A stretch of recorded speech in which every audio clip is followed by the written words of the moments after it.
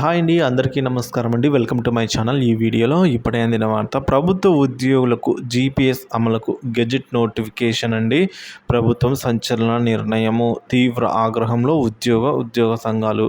మరి పూర్తి వివరాలు అయితే ఈ వీడియోలో తెలుసుకుందాం. వీడియోని ఎక్కడికి కానీ స్కిప్ చేయకుండా ఎండ్ వరకు చూడండి. వీడియోకి ఒక లైక్ చేయండి ఫ్రెండ్స్. వీడియోలోకి అయితే వెళ్ళిపోదాం. ఫ్రెండ్స్, మనందరికీ తెలిసిందే, ప్రభుత్వం చెప్పాబెట్టకుండా రాత్రికి రాత్రే జీపీఎస్ గెజిట్ నోటిఫికేషన్ అయితే విడుదల చేసింది. సో అప్పటి నుంచి ఉద్యోగులందరిలో కూడా భయం అయితే నెలకొందండి. ఆందోళన అయితే చెందుతూ ఉన్నారు. ఏంటంటే, ఇదే విషయం మీదే గత ప్రభుత్వంతో ఇన్ని రోజులు పోరాడాము మేము. అదే సమస్య మళ్ళీ ప్రభుత్వం వచ్చిన మొదట్లోనే ఈ గెజిట్ నోటిఫికేషన్ పంపితే దీనికి సంకేతాలు ఏమని సంకేతాలు సో అని ఈ మేరకు ఉద్యమ కార్యాచరణ కూడా వారైతే చేపట్టడానికి తలపెట్టడానికైతే పూనుకున్నారండి. మంగళవారం బుధవారం కూడా అయితే ఈ విధంగా ఏదైతే ప్రభుత్వం ఉపసంహరించుకోలేదో గెజిట్ నోటిఫికేషన్ని ఉపసంహరించుకొని మళ్ళీ ఒకసారి పరిశీలించి ఉద్యోగుల న్యాయమైన డిమాండ్లను నెరవేర్చే దిశగా అయితే ఉండాలి అని చెప్పేసి అందరూ కోరుకుంటున్నారండి. సో మరి కాంట్రిబ్యూటరీ పెన్షన్ స్కీమ్ సిపిఎస్ పరిధిలోని ప్రభుత్వ ఉపాధ్యాయులు గ్యారెంటెడ్ పెన్షన్ స్కీమ్ జీపీఎస్లోకి తీసుకొచ్చేందుకు రాష్ట్ర ప్రభుత్వం శుక్రవారం గెజిట్ నోటిఫికేషన్ విడుదల చేసింది. ఇది అక్టోబర్ 20, 2023 నుంచి అమల్లోకి వస్తుందని అయితే చెప్తూ ఉన్నారు. జీపీఎస్ను అమలు చేస్తూ ప్రభుత్వం జూన్ 12న జీవో నెంబర్ 54 అయితే జారీ చేసింది. కానీ ఈ జీవో ముందు అయితే రాలేదు. ఇప్పుడు జీపీఎఫ్ చట్టాన్ని చూస్తూ గెజిట్ నోటిఫికేషన్ విడుదలైంది. ఈ గెజిట్ విడుదల చేయడంతో ఉపాధ్యాయ సంఘాలు ఆగ్రహం వ్యక్తం చేస్తున్నాయి.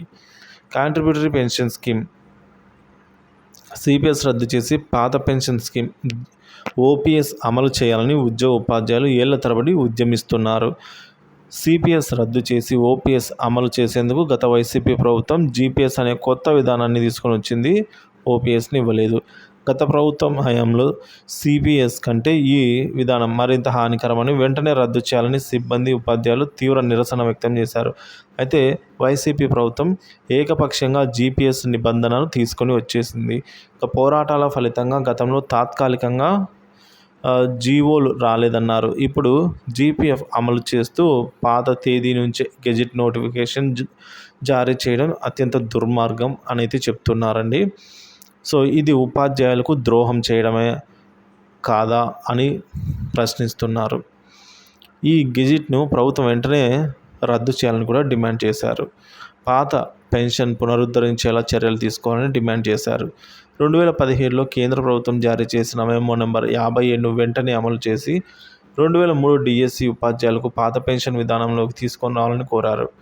వెంటనే గెజిట్ రద్దు చేసి పాత పెన్షన్ పునరుద్ధరించేలా చర్యలు తీసుకోవాలని ఏపీటీఎఫ్ అధ్యక్ష ప్రధాన కార్యదర్శి జి హృదయరాజు గారు చిరంజీవి ఓ ప్రకటనలో డిమాండ్ చేశారు.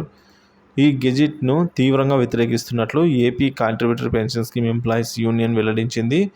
సంఘ అధ్యక్ష ప్రధాన కార్యదర్శి సిఏ దాస్ సతీష్ మాట్లాడుతూ జీపీఎస్ చట్టాన్ని రద్దు చేసి ఉపాధ్యాయుల ఆంక్షలను నిర్వహించాలని చెప్పేసి ఉద్యోగ ఆంక్షలను ప్రస్తుత ప్రభుత్వం సిపిఎస్ ఉద్యోగులతో చర్చించకుండానే జీపీఎస్ అమలు చేయడం తగదన్నారు.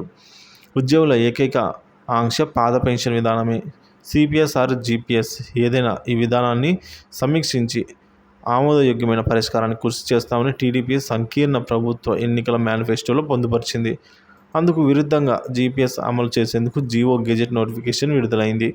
దీనిపై ఉపాధ్యాయ సంఘాలందరూ కూడా ఆగ్రహం వ్యక్తం చేస్తున్నారు. ఈ మేరకు పవన్ కళ్యాణ్ గారు కూడా దీనిపైన స్పందించారండి.